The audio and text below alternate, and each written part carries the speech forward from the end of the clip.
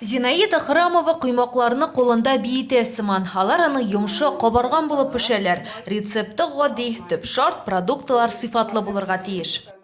Bir бокал süt салам. Просто sütten kaynamagan süt. И 3 kaşık smetana салам. Мәзрәк су салам инде.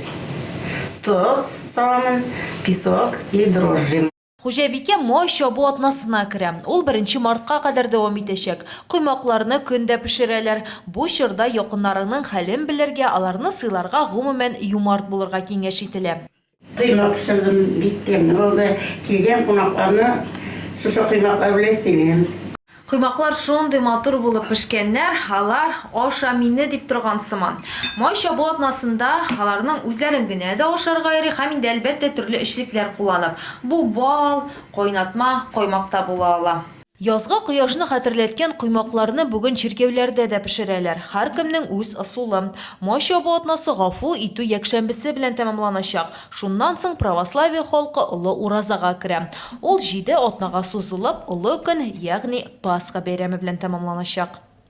Рошния Сибатова, Булат Абдельманов, НТР яңалыклары.